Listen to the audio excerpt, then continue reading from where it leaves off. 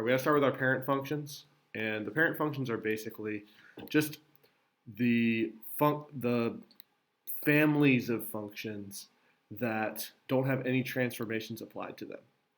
So this is like y equals x. It's just a straight line. So it has a slope of 1 and a y-intercept of 0. If you think of it as y equals mx plus b. Slope of 1 and y-intercept of 0. So it just goes up like that, slope of 1. Then we've got f of x equals x squared. If you were to make a t-chart and plug in -1, 0, and 1, you would find that the points exist at -1, 1, 0, 0, and 1, 1. You can change colors there and make it a little prettier. So those 3 points. And of course, we could generate more points than that, but this creates the basic shape of the parabola. We would also go through 2, 4, somewhere up here. All right, then we have f of x equals x cubed. If we were to make a t-chart for this one and plug in -1, 0, and 1. If we plugged in -1, we'd get -1 cubed, which is -1. So our first point's at -1, -1. Second point at 0, 0, if we were to plug in 0. And third point at 1, 1, if we were to plug in 1 for x. And it creates this cubic function that looks like that. All right, so that's our first 3 parent functions. And then we have f of x equals the square root of x. This is the square root function. And if we were to make a t-chart for this one, notice how we can only take square roots of certain values to get integer results. So the square root of 0 is 0. That's how we get the point 0, 0. And then the square root of 1 is 1. So that's where we get the point 1, 1. And the next one, which would be off the graph, is the square root of 4, which is 2. So you can either include these 2 points, or if you have a larger graph, which we're going to have later, you'll see how we can include the point 4, 2 as well. Just on this one, I'm going to include just those 2. The point 4, 2 would be somewhere about right here. So it would go something like that. But we're not going to include that point on this graph. So that's our square root function. We've got the absolute value function, which, remember, absolute value is simply distance from 0. So if we were to make a t-chart for this one and plugged in -1, 0, and 1, the absolute value of -1 is 1, 0 is 0, and the absolute value of 1 is 1. So it creates the same 3 points as the parabola as our quadratic function.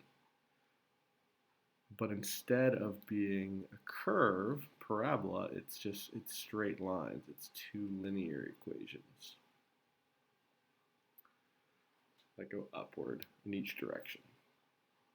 All right, finally we have our rational function, which is 1 over x. And if I were to, so this one is a little odd in that you can't plug in 0 into it because we know you can't divide by 0. You would get undefined values. But we could plug in 1 and -1 into it. 1 divided by 1 is 1, so we have a point at 1, 1. And 1 divided by -1 is -1. So we have a point -1, 1. So because we can't divide by 0, there's something called a vertical asymptote that exists at x equals 0. And we actually also have a horizontal asymptote that exists at y equals 0. So this is something you need to memorize about this function. And it goes up like this, down like that. And this is what the square root function looks like.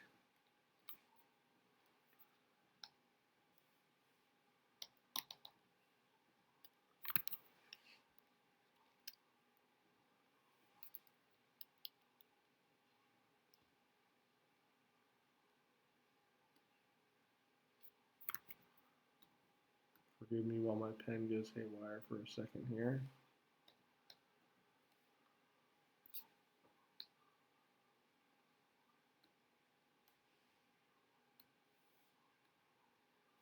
There we go. Okay, so it looks like this, looks like that.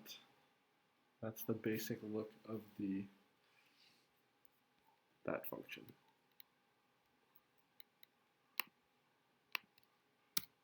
Okay, so those are our parent functions. All right, what we're going to go over now is some possible transformations we could make of these parent functions. Okay, we've got several categories. We've got rigid translations, which include vertical shifts, horizontal shifts, and reflections. Then you have non-rigid translations, which include your vertical stretch and vertical shrink. So what I'm going to do is I'm going to show you what it looks like within a function when you apply a vertical shift, and then also what it looks like on the graph. So vertical shifts, which I have in green up here, they simply take a parent function and move them either up or down. So if I were to say, let's say I were to have this parent function right here, f of x equals x squared. F of x equals x squared.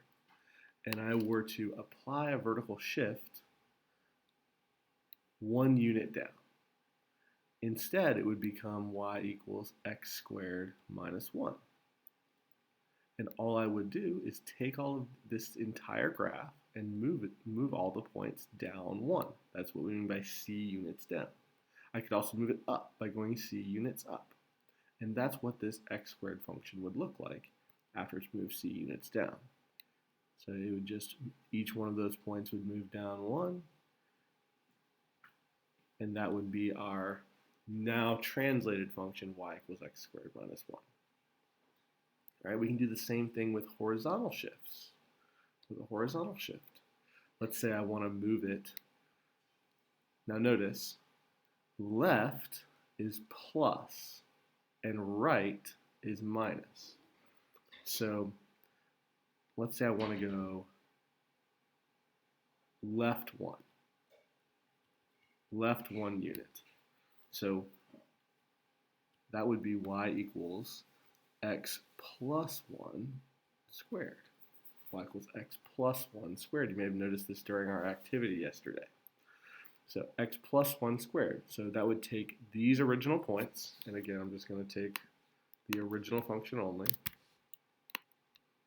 So take this original function, and I move it left 1. So all these points move left 1. So left 1, left 1. So my new 3 points are here, here, and here. And this is my new parabola. So that's the graph of y equals x plus 1 squared. Okay, so that is a horizontal shift left 1. Of course, I can move it right 1 as well. It would just be x minus 1 squared. Okay, now we also have reflections. So a reflection is simply a reflection over one of the axes. So let's say I want to perform a reflection over the x-axis. So essentially all I do is I say it's y equals negative x squared. Just applying the negative directly out in front of the function. So what that does is it reflects all 3 of these points. I'm going to change colors to say, let's go orange. So it takes all 3 of these points and it reflects them over this x-axis right here. So this point comes down here. This point's already on the axis, so it doesn't reflect anywhere. And this point comes down here. And my new reflected, after a reflection over the x-axis, looks like this. Notice how it's a mirror reflection over the x-axis. Now a reflection over the y-axis reflects it the other way, but notice for this function in particular, it would reflect onto itself, so it wouldn't actually change. All right, the last type of translation are these non-rigid translations. They are vertical stretch and vertical shrink. So I'll do those in blue. So if we were to have f of x equals x squared again as our parent function, let's say we want to perform a vertical stretch by 2, vertical stretch by 2. So all that happens is we take our function fx equals x squared and make it, we call it anything, y equals 2x squared, 2x squared. So the way that we do this is we take the y values of our point. We take the y values of our basic points and multiply them by c. Multiply by c. C being whatever our stretch, whatever the factor of our stretch or shrink is. Okay.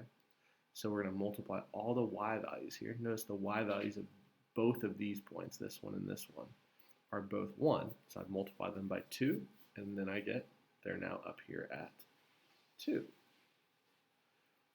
This point, the y value is 0, and 0 times 2 is still 0.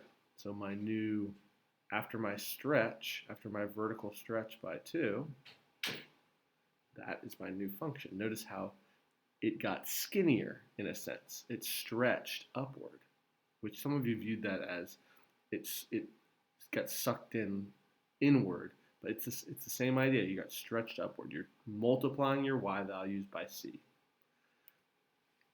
Now notice the same thing could happen if, let's say we want to do a shrink. A shrink is when you multiply by a number between 0 and 1. So for example, let's say it was y equals 1/3 x squared. All that would happen is that these original points, the y values would get multiplied by 1/3. Well, right now it's at 1. If I multiplied it by 1/3, it would come down here to this 1/3. So that would be the new point here. The new point here would also be at 1/3. 0 times 1/3 is still 0. So it would get shrunk downward. The y values get shrunk downward. So it becomes, you might think of this as it gets fatter or wider. So this, the red one, is the y equals 1/3 x squared. And the navy blue one there is the y equals 2x squared, with that pinkish one being the original y equals x squared.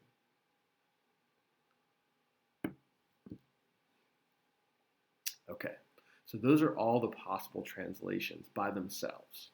Now, what we're going to do next is we're going to put them all together in the same function so you can see what that looks like. All right, so for the parent graph, y equals x squared, we could say this for any of them, So we have several possible translations, You have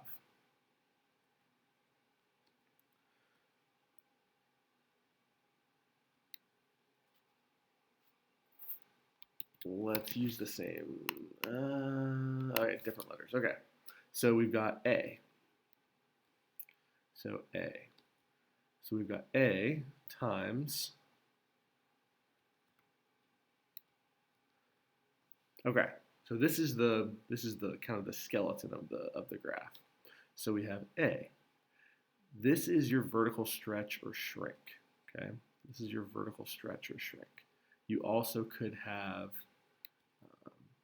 negatives, so you have a negative there, or you could have a negative here inside with your x. You could have a plus something inside here, and then you also could have something added on the outside. So all these do a different thing. The A is your vertical stretch or shrink. Vertical stretch, and remember it's a stretch if A is bigger than 1, and or it's a shrink .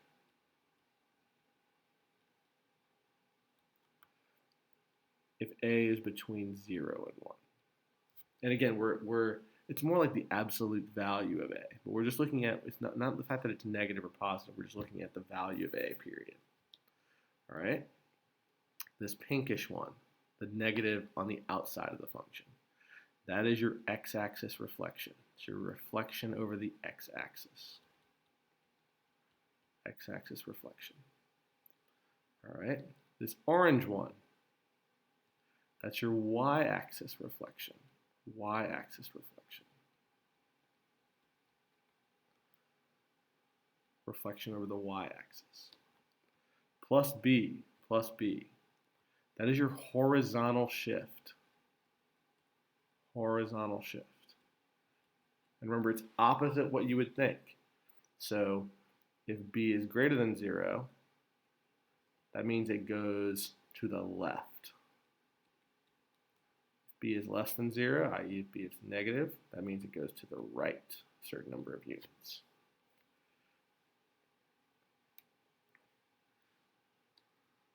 All right, finally, if we add or subtract a constant outside the parentheses or outside the function, that is your vertical shift. Vertical shift. And it's somewhat intuitive in that if it's positive, it goes up, negative, down. So if c is greater than 0, it's a vertical shift up. If c is less than 0, it's down.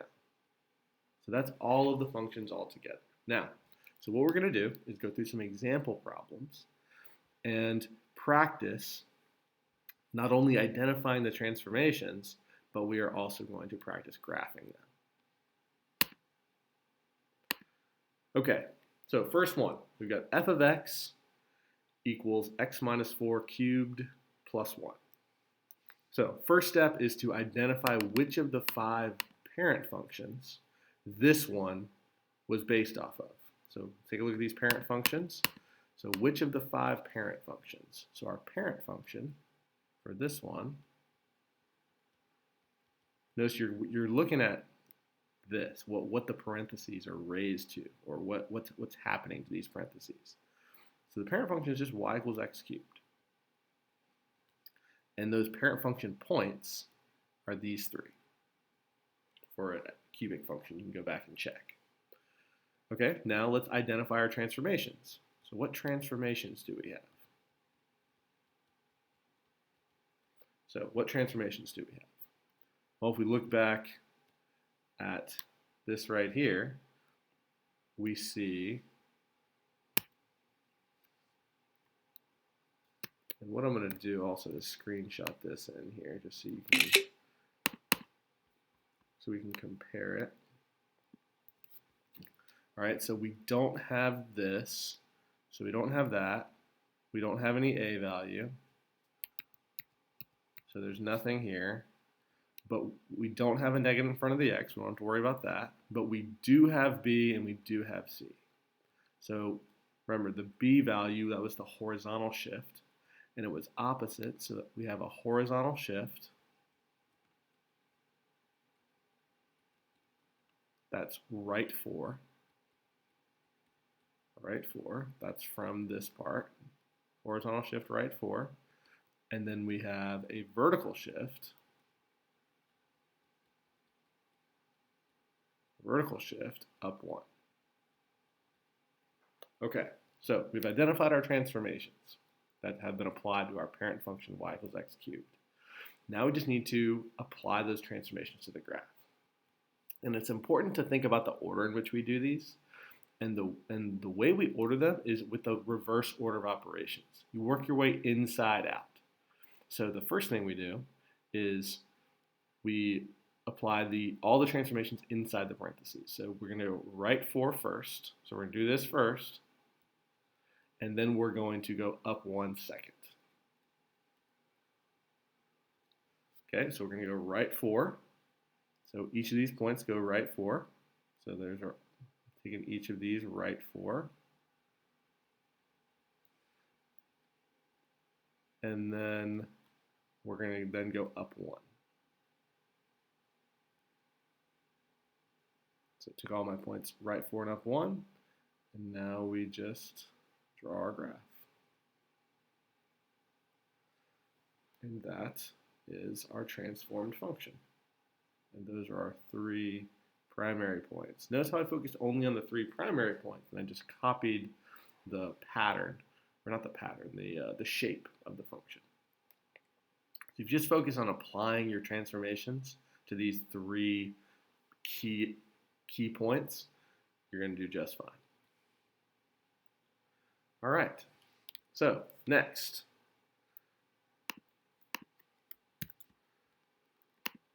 Next, we've got another one here. So this time, so things that we have. So let's go through and check them off the list. So I see we have a 2 here. So we have an a value that we have to handle. We don't have a negative, so we don't need to worry about that. We don't have a negative in front of the x. We don't need to worry about that. But we do have a b and we do have a c. So we got to handle it. We have transformations that go along with this a, this b, and this c. So let's identify these based on that. So this 2, if you look back at your notes from here, remember the a value, it's a vertical stretch or shrink. And it's a stretch when a is greater than 1. So we know, since a is 2, we know it's a vertical stretch by 2. Vertical stretch by 2. Okay, then we have this plus 3, that's this b term. Remember, that's our horizontal shifting. That's opposite what we think. So we have our horizontal shift, and it is left 3. And then finally, this plus 4, that's this c term, that's a vertical shift up 4. Vertical shift up 4. Okay, so parent function. Notice which one of the 5 does this look like? Which one of the 6 does it look like? Well, it's the square root function. It's y equals the square root of x. That's our parent function. Okay, so I've identified our transformations already. That's these 2 or these 3. And now we just have to graph the function and apply the transformations. So we start by graphing the points of the parent function, which remember are points for y equals the square root of x, are 0, 0, 1, 1, and 4, 2. Because remember, the square root of 4 is 2. So those are the points of my parent function.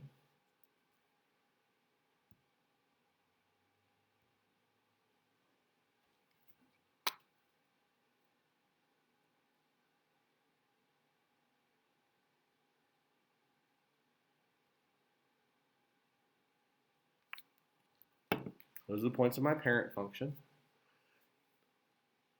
So we're graphing the function and applying the transformations. So we've got those 3, and we work our way inside out. So we do the horizontal shift first. So that first. We're doing our vertical stretch second, because in the order of operations, we would then multiply in second. And then finally, we do the vertical shift third. So we move all our points left 3. So all our points go left 3. So 1, 2, 3, 1, 2, 3, and 1, 2, 3. Now, I take the y, to perform this vertical stretch by 2, I take all of my y values of all these red points, because I've already moved them away from these black ones. I take all the y values of my red points and I multiply them by 2. So multiply 0 by 2, and I'm still right here. Multiply 1 by 2, and I'm now up here at 2. Notice I didn't change my x value. And I take this one, the 2 times 2 is 4. Notice I didn't change my x values, only the y values. Okay, so that's my current function. And now I take my last thing and I go vertical shift up 4. So I take each one of these blue points and I move them up 1, 2, 3, 4.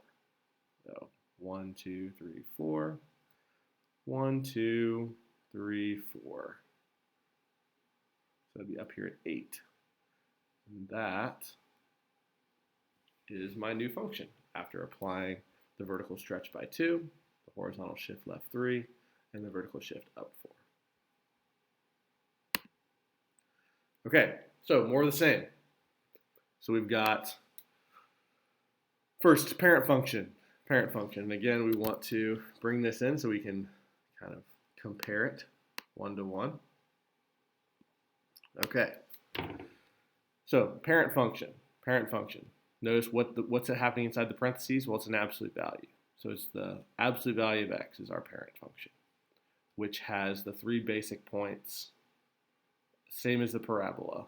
But remember, it's a v rather than a curved parabola, just as a v, linear in both directions. Okay, so we got our parent function. Now we got to identify the transformations. Okay, so one thing to consider. Notice we have a negative. We don't have an a value. The a value you think of is like 1, which doesn't stretch or change anything.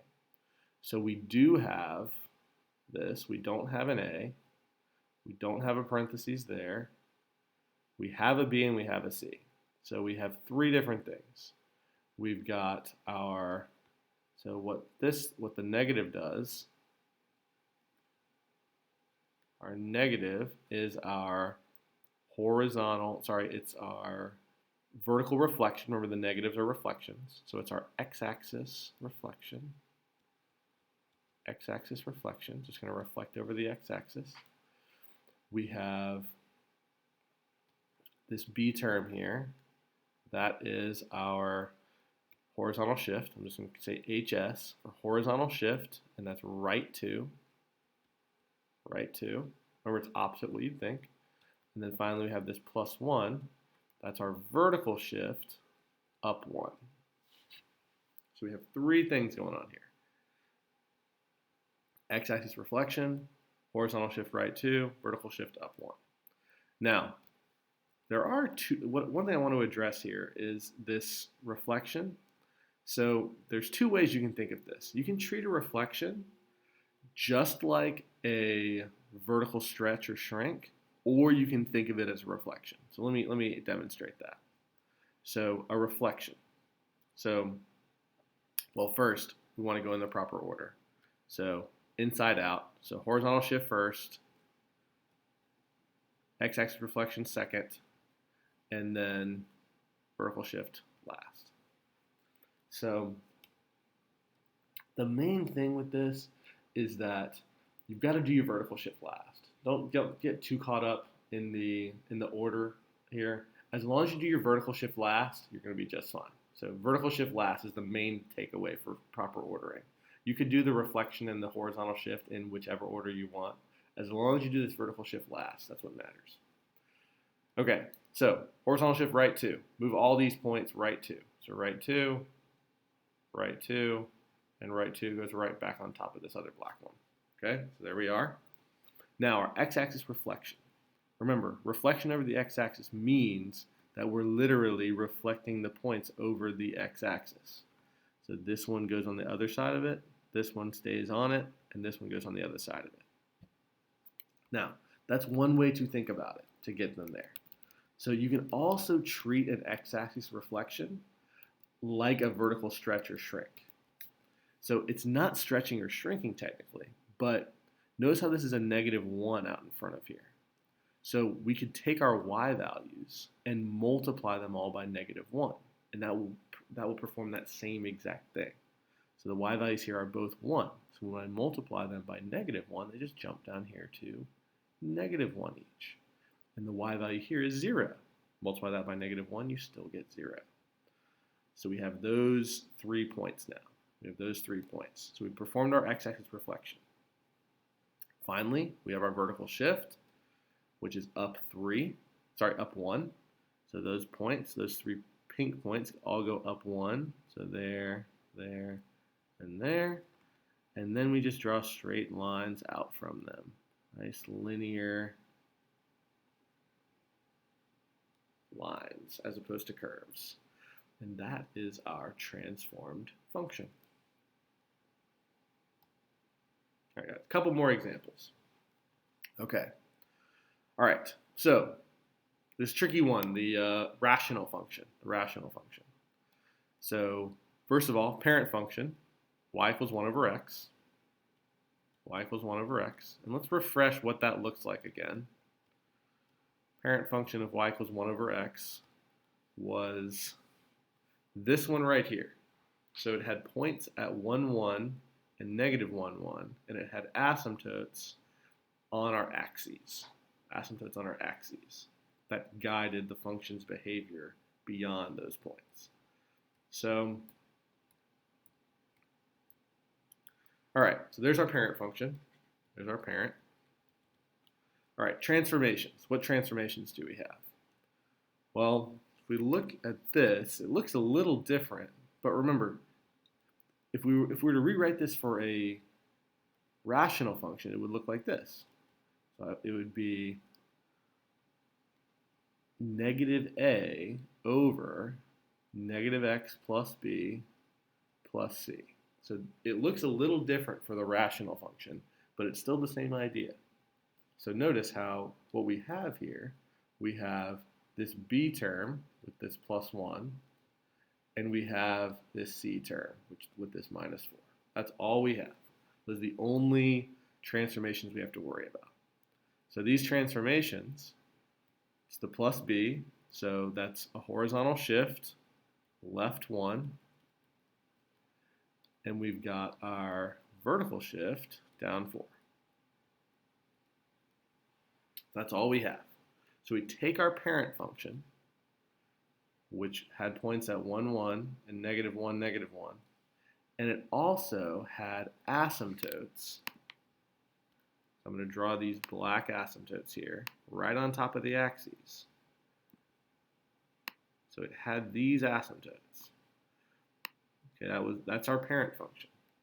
Now, for our new one, we have to move everything left 1 and down 4. Well, I'm going to do it at the same time and give it a nice new color. So, left 1, down 1, 2, 3, 4. Left 1, down 1, 2, 3, 4.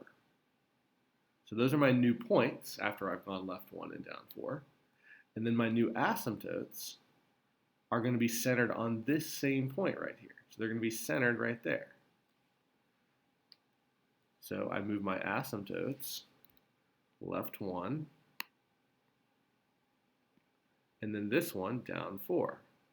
So that it's centered on that same exact middle point between the two other pink points. And now to finish this, all I do is draw lines that follow the graph.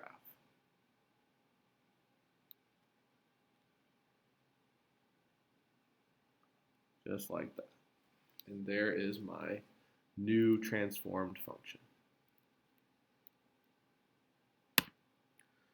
All right, last one. So we've got a parabola here, a quadratic. And notice how we've got just about everything.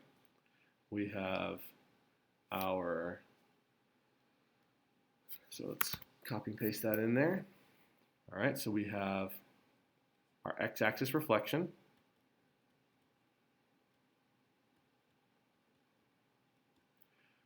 We also have our vertical stretch by 3. We have our vertical shift, and we have our horizontal shift. We got our horizontal shift left 2. Again, it's opposite. And we have our vertical shift up 4. Okay.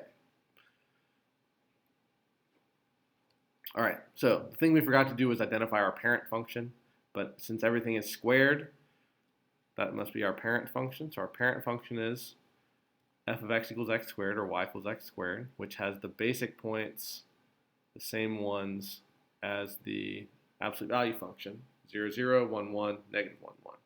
But it's follows them in a curved fashion rather than in a straight line fashion. Okay, so what order do I perform these in?